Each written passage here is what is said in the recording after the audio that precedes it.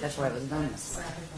Yeah, They exactly. keep saying, okay, now it's happening. Okay, That now was it's part of happening. the plan, actually, to just have so many people cry wolf for the last 200 years and nobody listens anymore when the end times do come. Yeah, exactly. One of the people that works there is a CIA asset. That doesn't surprise me. I wouldn't doubt several people in our workshops are too. I think they've been following us around for a long time. But that's okay. We don't do anything harmful. You know, I think they probably find the information interesting, so they keep coming back. Whatever. Who knows? It might help them. So let's see where we left off. Waving. Last graph. Okay, so we're basically at December 21st, 2012, and exactly what the potential is at that moment. This is the alignment that everybody's been trying to figure out what it means we're aligned with galactic core. It's actually the alignment of the rods. If you don't know that spinning bodies have rods and chambers, you have no idea, right? So you're going to try to figure out what angles are happening, what the stars are doing. It's not about that. It's about this. It's about when this frequency comes in here, which, you know, it's stationed in there at that, you know, it's actually coming through and kind of hangs there. That's a period that rotates very slowly. So that is kind of a thing that these things pass through.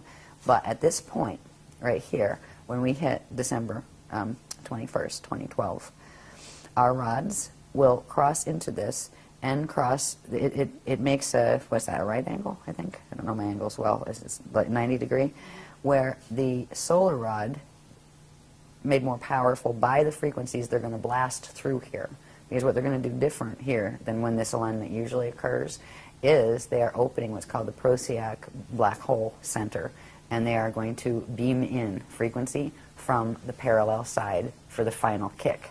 And that kick will send a powerful frequency burst through here, through the solar gates, that will hit our rod as it crosses over, and that will make it spin, which you spin that rod, it's going to spin the whole thing.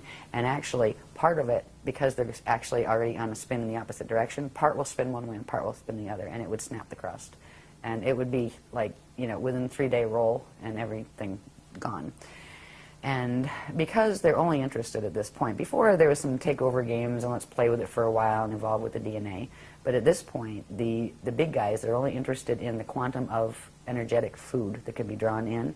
They don't even want to play with the little guys, like is way beyond just the Anunnaki and the Draconians anymore. It's, you know, this is multi-matrix warfare that is happening here. And we've got all sorts involved that we're not even in the Voyagers books. We didn't even know about them then. They told us as on a need-to-know basis, by the way, we have Borgia now. By the way, we have Thetans now. By the way, the Thetans are from parallel Earth. Yes, they were part human and part something else over from parallel. And they invaded here 75 million years ago as well, right, and tried to take over the planet then. So it's very interesting, and it's like everybody's represented on Club Universe Earth right now. All the little teachings of each little, you know, fallen group. There's a few that actually are connected with our teachings that aren't fall groups. We haven't found them yet. It would be nice, right? You know, it would be so lonesome, because it's a bit lonesome standing out here and trying to explain this to people. But we will get through this alignment, and we will be able to withstand that acceleration that's going to come through there. That acceleration would spin the rods, and it would also spin the rods fast enough to trigger the core to hit the 55 activation. And then once it hits 55 and does a full 55, it starts going where it eats the quantum behind it and starts expanding rapidly on the Fibonacci spiral, and just literally torques where it spins faster and faster and pulls the two of those together. It literally pulls them into the sun and then pulls the sun into the other thing. It takes the whole system out. It's the level of technology involved in this is just, in my mind, mind-blowing. You're just looking at, oh my God, you know, what kind of consciousness are we dealing with here? You know, our scientists look like little kindergartners by comparison. Well, wow, we back engineered a spaceship. Whoopie-doo. That is impressive, horrific, but impressive. Okay, scary. But at this point, we have to say that this is not going to happen, and why? It's not going to happen because of what the Guardian groups are doing to intervene. If it weren't for the intervention of the Ashayana groups that are the ones from the Aquarian matrix that are already the Adashi adepts that have gone through the Christ star, transfiguration, there would not be enough quantum energy to hold the grid stable here to stop this for even 200 years. There's two things. One of them happens this weekend, that is the beginning. It has to do with what ultimately becomes in 2012, progressively, what's called the mirror in the sky. We talked about the planes of Earth, right? We showed those maps a bit where it showed from the core going up. There are the different plane interfaces. We showed that there were aurora platforms in between there. They are progressively being activated, and another level of activation is coming through this weekend, that they will create literally a buffer field that will bounce back some of that. It will literally bounce back some of that energy, which is going to be interesting for those on the other end who are throwing it, because it will bounce it back with probably, what, minimum 12% spin increase. Okay, 12 times at least the strength that was thrown. Some of it will get through, but not enough to rip the rods and make them spin, and not enough to fulfill the 55 activation. Now, that protection can hold only as long as the gates are open. Because of what the galactic gates are doing in this, what is called a Starfire Ascension cycle. The whole thing is called Starfire Ascension, and that's the Christ Star evolutionary process. Those gates have to close in 200 years, which means those big energy arms that are coming down from that matrix that right now are holding Earth's core open so these gates can still work, are going to be pulled back. When that happens, all of this is going to let loose. That Merkaba is going to, the Death Star will activate. But there's going to be something that happens not too long after that. That's going to happen in 2230 AD. In 2976, there's going to be things that the others have caused to occur in the core, that actually the Earth is going to choose the path of Kali Ramus step back, and it's going to explode. And that will release. It's kind of like being cremated as opposed to being buried, right? You can be buried in a black hole and be used and used and used while your body is still around, but if you want your spirit free, you can either do the ascension or do the step back, and the Earth is choosing the step back. So there's going to be periods after this host leaves that I'm wondering personally how many are even going to be left by that time on this planet, because there's still the issue of the sun, and it is still going to start throwing larger gamma bursts, and there's going to be a point where that does become a problem. And a good case scenario, when it starts to do that, I mean, at first you'll start having the satellites are acting wacky, then you'll start having stranger things happening. There will be a period, I think, and I'm not sure what time frame, they haven't solidified this yet, probably because it's still in flux. It depends on some of the things that the people on this planet choose to do, what the Illuminati choose to do, basically.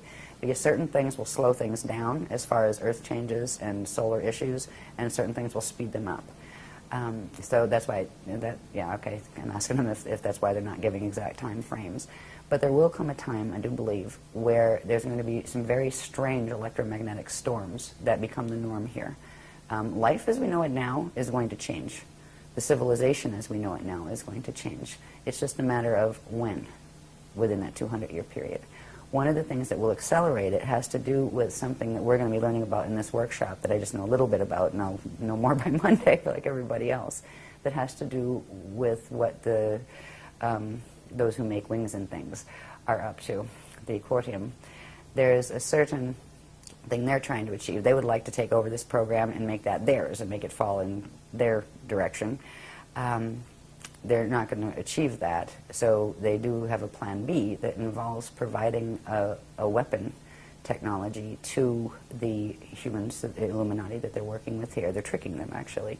That has to do with some kind of electromagnetic scalar pulse, infrasound type pulse, that they're supposedly giving it to one group. They didn't say which groups they're going to give it to. They give it to one group so they can throw it at their enemies and wipe out a big portion of their enemy's population, except it ricochets back, and it's going to do both. And the Quartium are kind of going, get rid of the bunch of you, right, that kind of thing. There's going to probably be an escalation toward war progressively. If you look at the soul groups on this planet, the people who live on this planet, the people who are controlling countries on this planet, everybody hates each other. You know, the Palestinians and the Jewish people, the Muslims and the Christians. I mean, get over it, people. They're not going to get over it. That's the problem. These are soul groups. it's not just about the little people on the ground. Those people are connected to things they don't even remember exist. Those soul groups are having wars with each other. They are trying to wipe each other off the planet, because whoever gets left with it might be able to have the resources enough to get off it in spaceships when the time comes, if they're planning on being the ones left. And the Christ's purpose in this is to just hold ground and keep the gates open for the 200-year period and help as many people who want to learn how to get as far as they can with their biological evolution. If they can't fully go into a transfiguration, that's fine. You can learn how to bardo properly so you don't get stuck in your body once it does die, and you can get out into the proper gate sets and not get caught in the wormholes. That's our job, is to keep that potential alive on the planet. What the others do around us make it really, really ugly at a certain point. That ugly could happen as early as 2019 to 2022, because that's around the time that there's a strong possibility, it's not phase locked in yet, it depends on who chooses what, and now it's the Illuminati choosing, good luck with that, what they choose to do with the Cortium's offer on a certain weapon. But there's also something the Guardians are doing to make it more appealing to not bother, and that has to do with the activations of the ancient arrow sites. Because if they're activated on the crystal spiral, the weapon that the Cortium are using won't work. Okay. Welcome to our weekend. That's actually along the lines of the positive side of the Wingmaker's material. Yes. Okay. Yes, because those sites belonged to the Guardians originally. Okay. Yeah, and so because there is a distinction, the Cordium is not the Wingmakers. Okay. The Wingmakers are actually the positive beings that would be similar to what you're calling the Guardians, in essence, as they're described in the Wingmaker material. Yeah, you're right. I'm just telling you what it I'm sure they think they're about. very nice. Okay, but they're not the Cordium. This is a different group. Okay. They're actually part of the same group. No, not according to the Wingmakers. According to the The Guardians, Cordium they are the bad guys in the Wingmakers. Uh-huh. Okay. I mean, you have to, I understand that you They're haven't still gotten saying into that the the Wingmakers. Cordium are the Wingmakers. They made up the story. Okay. Okay. I mean, Right? And this isn't the what, people on the ground. This isn't the people who No, I discovered the understand. sites. I'm just telling you what the information tells you. Right. The information tells you they're two different groups. Yeah. That the Wingmakers were the original guys that came from Source, and the Cordium are the ones that have what's called blank slate technology. Yes, the That's beast. what they call it. Yeah, the beast. Okay. Mm-hmm. This is the blank slate technology, Yes. by the way. And it's not just theirs. Everybody's fighting over it that has it. But they are actually the same race group, Okay. is what the Guardians are saying. Because I didn't know anything about the Wingmakers. And they put this thing in voice, who are the Wingmakers? And they said, go look it up. And they just, what? Oh, whatever. And it never came up again. But now it is, because we're getting to 2011 when they're going to try their thing. But their thing isn't going to work. Right. Because we're going to activate. See, the Cordium and their Wingmaker friends, relatives, actually know that there are more than 7 sites. There are 7 they managed to conquer. So they're the 7 they're trying to look for and they're planning to activate. The Guardians know, because they were the Guardian sites to begin with, and they are somehow connected to those spanner gates, but I'm not sure how yet. We'll find out more over the weekend. They know that there are 12 primary and 24 secondary. Now, if there's only 7 compromised, if you activate those others, they'll quantum override the compromise and fix the broken arrows. And that's exactly what they're planning to do. And by the time this gets aired, it'll be done. Okay. By Monday, it'll be done. And I remember when they came to me and said, we're talking about Wingmakers? I said, I don't know anything about Wingmakers. And I said, we do. It's like, okay. But the people have been tricked by these groups. It's something that you had mentioned, where you play one side off the middle, where you pretend that you're being victimized, but it's actually you're playing both sides. That is what they're doing. The Cordium and the Wingmakers are the same group. They are the same soul group. They are the same race group. And they may have differences in their issues, and they have different... I think they evolved in different lines, and they're warring with each other. Because right now, this is about a war from the Toral Rift. Mm-hmm. They said they're coming from, 2770 AD? That's where they're coming in from, right? That's after this place has gone into Toral Rift alignment. So there are wars taking place between them, one blaming the other, et cetera, but they're the same race group that's fighting with each other. And they both want to take the quantum of this. They want to take over this mission.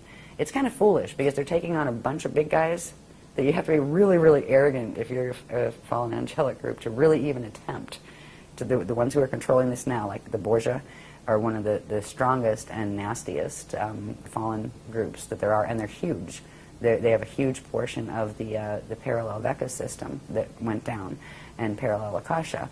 So, like in the parallel Akasha, like good luck to them with that, but they're not going to achieve it, because if it were allowed to go through, first of all, they would activate those sites. They wouldn't need to play games with giving weapons technology. They would just use it. And they would be the ones that were pushing the buttons for this extinction to occur. The whole thing is a trickery. Now, some of the things that in the sites were from our guys, right, at various times. But some of them were from theirs. That's why the art, it's very dangerous. Some of it's wonderful and beautiful. Others of it is coded mathematically like that to trigger the Metatronic stuff in your DNA. So you have to be really careful. There's ways to watch stuff with a screen, right, where you just put the screen. Yeah, and there's ways like if we're the same way you do photography. If somebody takes your picture, you put the screen up. So it's really funny if you ever try to mess with somebody through a photograph, or even just find out who they are and do a psychic read. If they're good at screening, they'll come right up in your face and go, "Excuse me, you didn't ask," right? So there's these games that we play. Like whenever I do anything on video, there's the screen is there. You can do that when you're looking at the art, or the music is more dangerous, because if you get the other stuff, the sound tones work even more quickly than the optical pineal induction does as far as triggering the DNA. Yeah, so I just avoid it, the whole Wingmakers thing, even though some of the art's very pretty. It's like, whatever. So anyway, but whatever their story is, I'm not here to tell their story. I'm here to tell the story that the Guardians are explaining to me about them. Because there's a lot of beings out there that are actually have done some really horrible things, and then blame it on that one and pretend they're the good guys. This is like, you know, the old sleight of hand that has been going on. This is part of the reason why it got this bad in Atlantis, and worse, because of the trickery that was going on. So we just I kind of feel like a cosmic news reporter sometimes. And it's like people don't always want to hear the news. And I trust my sources, and I will just let people know what my sources have said. And they can do what they want with that. You know, they don't have to agree, and that's okay. But that's what I understand about the Wingmakers, and I will believe what the Guardians tell me, because they have showed amazing things in the knowledge that they have provided. I have never seen anything stand up to this paradigm that they've showed, and there's a reason, because it's the real thing. You know, I mean, I look at it and go, oh my God, you know, and then I kind of go, how did I survive doing all those graphs, right? I wonder sometimes, because I just like focus on the moment and have to get done whatever it is for this thing and this thing. But this is the first time we've actually got to like just kind of go and look back and say, wow, look at all of this information. You know, that's one of the things that helps to keep me going with it, because it wasn't fun having to, you know, be Metatron's whistleblower. That's not the role I wanted to play. But when they showed the mechanics and showed how people were being hurt and how they were hurting the planet and they were being tricked, what was I going to do? Say, oh, I'm too scared to go and talk about it? The New Age people aren't going to like me? Too bad. I'm not here to be liked. I'm here to tell the truth. And that's kind of where it's at. But there's a lot of hopeful things to look for. We're in a calm before the storm right now. And one of the most important things is to move through the 2012 period where we do have enough quantum of energy of anchoring that crystal spiral. There shouldn't be a problem with it, even if there's only 3 of us left standing on a beach somewhere doing it. But the more people involved with that, the better that would be for them as well as for us. Now, these activations of the crystal spiral will happen even if there is only one guardian left on the planet to anchor it. The more people there are, the stronger it'll be. But the people who actually do anchor it before that 55 hits will have a protection field that people who do these technologies after, they'll still get some protection field from it. But if you can get the DNA protection before that 55 hits, it will be much easier and you will have much less problem with the 55 activations than if you discovered this in 2013. You can still use it in 2013, but you will still be working with a DNA code that has been dragged into a 55 and holding. And that means right there, biological ascension is out of the question, completely. All right, that's where you work on Bardo. Okay, the next thing you can do to evolve, to your next highest level would be to work on a proper Bardo when the time comes, which means keep your body alive as long as possible, bring as much as Christic frequency in as you can, and when it reaches its natural death point, which usually comes when the seed atom is about to burn out, right? Because it doesn't have enough quantum coming in from the amount of inflow, and it gets tired, and that's what actually causes natural death. Well, natural, death isn't natural, but on a Metatronic code, that's what causes it. So, people are welcome to join us with this. We're going to be doing something that night of the solstice. I'm not sure what it is yet. I think we're booked here, though, aren't we? No? We're booked somewhere. Yeah. But we don't know what we're doing yet, but we just know we have to be there. Mm-hmm. Yeah.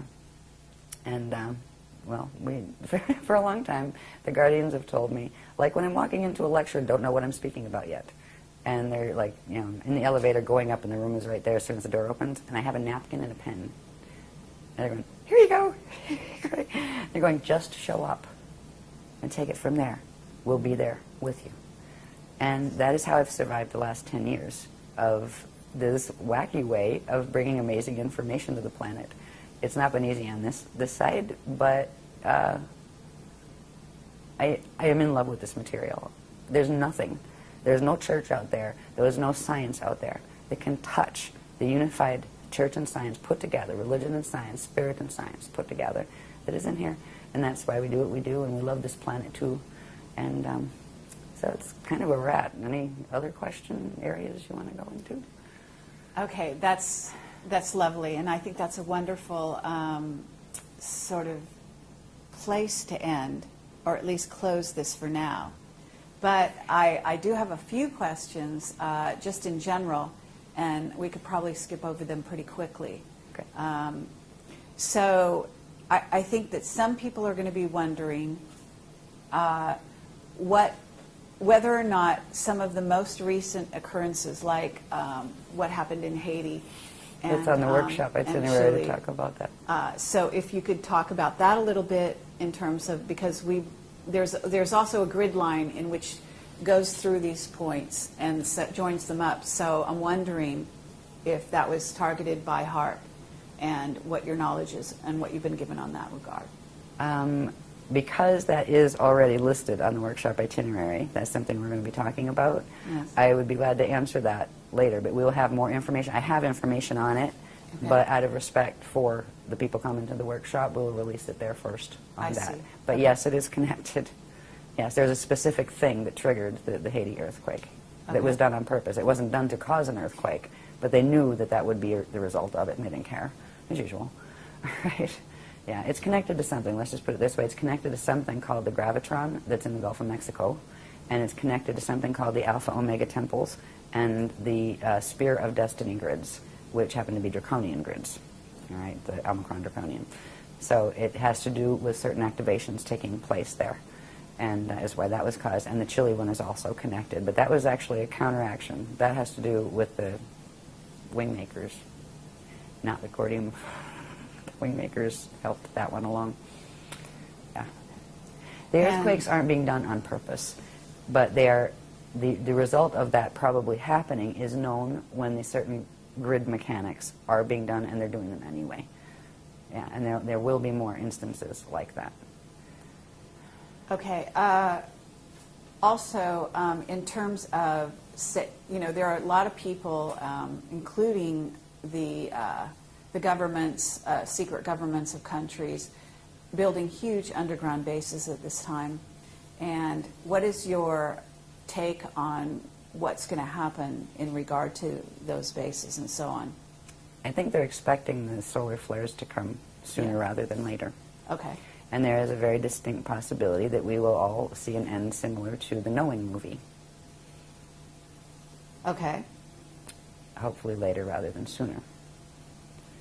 Meaning, because certainly you're not talking about you're talking after 2019, I'm assuming. Probably. See, these are some of the things that it depends on who does what here, and also who does what in relation to this mess, running through the solar grids and all of that, how fast or slow things will be. Okay. because eventually there will be Earth changes. First thing is to wake up in 2013 and have one of those kind of, what was it, Y2K mornings? Oh, that was boring. Nothing happened, still here, right? That would be good. And that we'll probably succeed with. Then what? Then we still have a bunch of countries that are being motivated to try to rip each other apart eventually. Then we're having a bunch of people still doing grid wars, and that's not going to change anytime soon. And we still have a sun that is progressively separating from its Rasha body in Bardo ring waves, one a year. The 15th level one comes in 2022. There's also something that the Guardians have been doing, and we started this a while back when we found out, about the solar issue. Is there's something called the aquiline sun buffer field that again has to do with the planes that run through the Earth's atmosphere and also through the solar atmosphere, because the sun has a similar structure. All stellar bodies would have that similar structure of the 4 sets of 15 layers, right? And that means it would still have those places where the aurora continuum could come through. Right now, the reason we haven't seen any solar issues of a major sort happening is because of that buffer field. The Guardians put it up as soon as that Pranaseed closed, because usually it sends each one of those waves that come off when the dark matter body separates from the physical matter body, releases a gamma burst, and that will usually send an EMP out, like a magnetic pulse. What do they call those really big ones? Those big pulses? There's a name for them. No, the CMEs. Yes, yeah. CME. Yeah, would usually do that. In those, there would be something called a red pulse, which is an underpulse that comes with it that actually shatters matter from the inside out. That would have started on a small level already if it weren't for the buffer field that was activated. They call it the aquiline sun because if you could see it, if you see it in the astro, it looks like a glowing aqua-colored sun. It's very pretty. But it's also been keeping the gamma burst down and actually transmuting them before they come out. How long that will hold, it may hold the whole time. If not, there may be some moments where it comes out. If it's going to go into a knowing scenario, like the knowing movie, they will let us know, and there will be certain things that can be done and certain things that can't be done. If it goes that, there's always the option of what they call pulling the shield, which means the Aquafarian shield, the people who are attached to the crystal spiral, they can get them up and out, while it's still possible. And if their bodies can't, they would simply bring them through the gates. And, but it's a really good way if you want to Bardo really fast, is to just go through a Stargate when your DNA can't handle it yet. Just inhale and hold. So when you go, all of your little pieces of consciousness stay together and you don't go all over the universe. It shouldn't come to that. We will be warned if it will. But that is a possibility out there, but it's most likely a later one rather than a sooner one. The most pressing issues now are going to be what humans and Illuminati do on this planet. There's a slight possibility of invasion from the sky. It's not as strong as it has been in other periods, because there's not a lot that would be gained by it right now from any of the sides. But that may change. We'll see where they go with that, and that's something that the Guardians are watching. They're also planning, the Guardians are planning their own visitation, but they're not going to use spaceships. What they're going to do are activate these particular zones that can be opened between those planes, where there will be spaces where the higher Earth planes and these Earth planes actually commingle. And they can come here and meet us halfway, and we can go there and meet them halfway. So they're going to start, and then eventually, once we get that far, the next stage will we be able to go over to that side, the first level out of here, which is going to higher Earth, all right, which is the higher Earth planes. And they will look physical. Once you get your consciousness one dimension above where their matter is, it is physical, it is solid. So that's what we're working on now, the next phase. And so that's what it kind of looks like right now. And it's just, I find myself, like, how I deal with this, how I deal with the information that they've given me, and okay, what are we looking at here? And it's like, well, it could go this way or it could go that way. We definitely know this part's happening. That's phase lock. But these things are still variables. And there's a lot of things that are like, it's not a matter of if, it's just a matter of when. But when may be, like, closer to the end of the load-out 200-year cycle and that kind of thing. So it's just kind of like watch and wait and learn how to be at peace anyway. And not let it wreck your day, and not let it make you scared. And there's a space, especially with working with some of the techniques that really do get you into a state of expansion where you feel that connection, that living connection to God's source. It wouldn't matter if I ever heard a guardian again. I feel the living connection with Source. I know I am okay. Whether my body lives here or doesn't, that's okay. I am okay, and I am home. And that is a space that I hope to be able to help other people to reach, because it is the space you need to go through these times in, where you can still smile and still make jokes and mean it, and still, most importantly, love everybody. Because with the horrible things that have been done to this planet and people do to each other, and not just ETs, by the way. A lot of these people are not just ET, but they're ID, interdimensionals. Not all of them use spaceships. Some of them use those nasty Merkaba fields, right, as their transit vehicles. But to be able to keep the love there anyway is part of the lesson, I think, that consciousness comes into situations like this to move through. It's almost like a test of your merit on, do you really love? Do you really know what that means? Can you still love them even though they did that? Can you still not be afraid even though you know this is occurring? And it tests you, because we're dealing with these little emotional bodies down here that go, ah! I'm scared. But I'm going to be tough anyway. I believe in the Christ. And the one nice thing is, there is only one set of rules that does apply in the eternal cosmos. And they are the rules of the Christ. The only people that haven't learned that yet are the ones that still play the FA games, the fallen angelic games. Because all they will eventually do is meet the consequence of their action. And the people who don't allow themselves to be lowered to that level of action and keep their truth and keep their love and all of those things, they will also be met with the consequence of that. It's about not letting yourself be worn down by those who act in unkind or evil even ways around you. Evil eventually destroys itself. This too shall pass. But the eternal is just that, eternal. It's a no-brainer as far as I'm concerned. Anyway. Okay, thank you very much, Ashayana Deane. Thank you. And I'm just going to ask one more question, and we'll see, because that was a lovely ending. But I do want to ask you, just in case, there are a lot of people out there who think that they're going to be rescued by spaceships, by positive beings in spaceships, in and around 2012, after 2012, and so on. Can you please address that? Let's put it this way. There's none of those lined up in the port and any of the Guardian sides. It is a possibility, if things are going to go bad, that some of the other ones from the fallen matrices will come and get what they consider their own seed in order to transport it elsewhere in the fall systems. It's a possibility. But even if you're in that position, I wouldn't hold my breath. Okay. These beings were planning to move those rods and have it all over while they were telling people that, oh, 2012 is going to be your ascension. It was going to be your annihilation. If they did come in, I'd really think twice before I got on that ship. So that's our opinion on it. Thank you. You're welcome. Thank you for your patience with this, for letting the Guardians speak about what they felt was important. Thank you very much. Absolutely.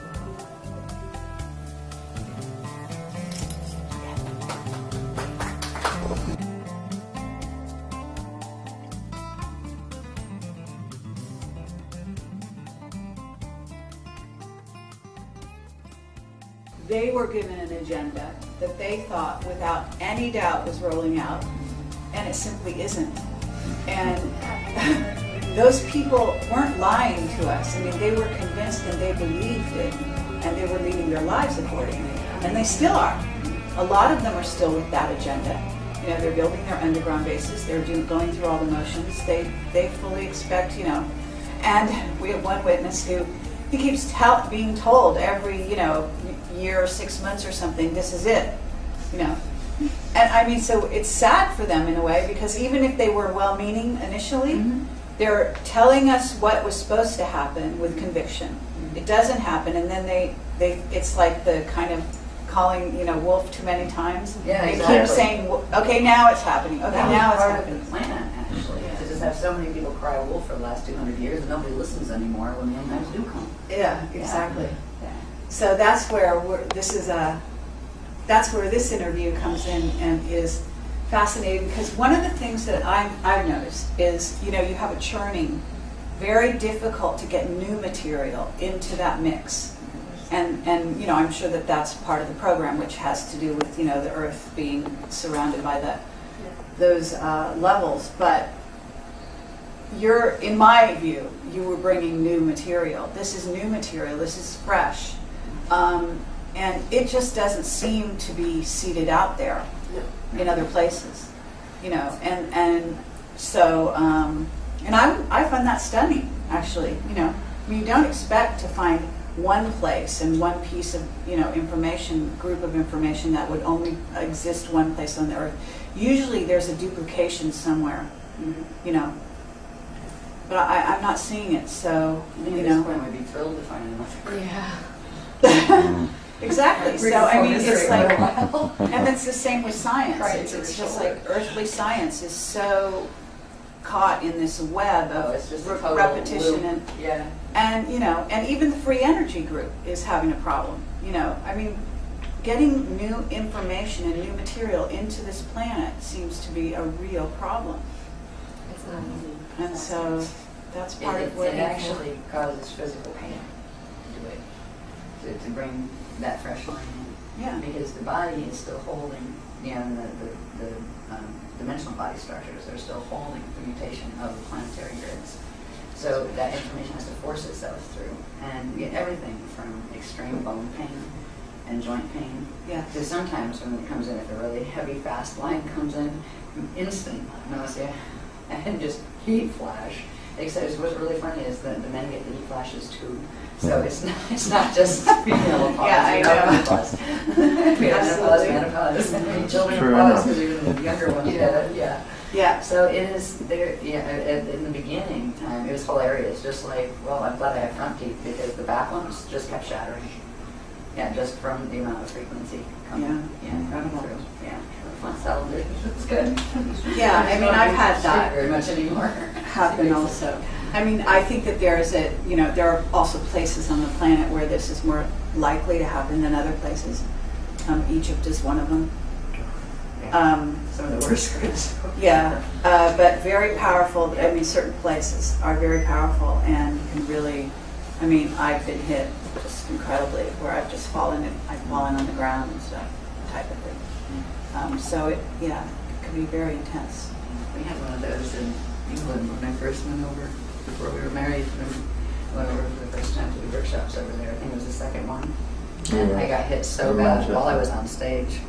Yeah, and literally I was like shaking. I had to call break, and we were told by the guardians to go home now, cancel the other 5, just go. Yeah. Right, and get on stage for instance. And that was when they broke the Treaty of Altair in 2000. And all of a sudden the grids weren't safe over there anymore where they had us. So it's a really nasty game, but you gotta maintain a sense of humor. Yeah, I actually think that's really important too. I think some people don't appreciate that, but you really get grouchy about it. no, and I noticed that right away when I was watching your videos. I was like, oh my God, thank God this woman has a sense of humor, because your sense of humor was obvious, on stage. It was, that you had sort of a lighthearted ability to laugh at yourself and what was going on. I refuse to let someone take that away from me. That's something that's really important, because if you let it get to you, it won. Right? Seriously. I go through my bitchy modes. Get groomy and grouchy, and hypersensitive to sound and light and the whole bit. It's like, turn the TV up tonight and now go away. Right? Yeah, And exactly. there's moments, No, I when mean- the frequency is really running high. But to let it move me into depression or anger, it's like, okay, I can let a little wave of anger, they should just stop doing that stuff, but they're not gonna stop doing it. So get over it, right? So have a good day anyway. Yeah. And That's true. if I can hold that in myself, I can transmit it. And just in my delivery and just in meeting people at all. And maybe that would give them enough frequency boost so they can do that too. That's right. Yeah. Because if not, it just gets So you it can gets rise real above scary. it and experience that space. It's easier said than done, but it's important to remember that we should be capable of influencing perspective, if not context. And we can always choose to adjust our perspective. Exactly. If we're worn That's out, key. it's not easy. Yeah. But there are moments when you can do that. And you can still come up and see it really the way it is. And be wry, at the very least, wry in your humour. Yeah. You know, we each have our own way of being that way. I don't think there's a common way of being, but there is a common desire or a common need to recognise the importance of that. Yeah. I mean, hence the arts and drama and all of it, you know. This just can be great release valves for what's going on and keeping people in a balanced state of being in the face of some pretty heavy-duty odds. Absolutely. Here's my scream. He's a jive, he's a jive, he's a jive.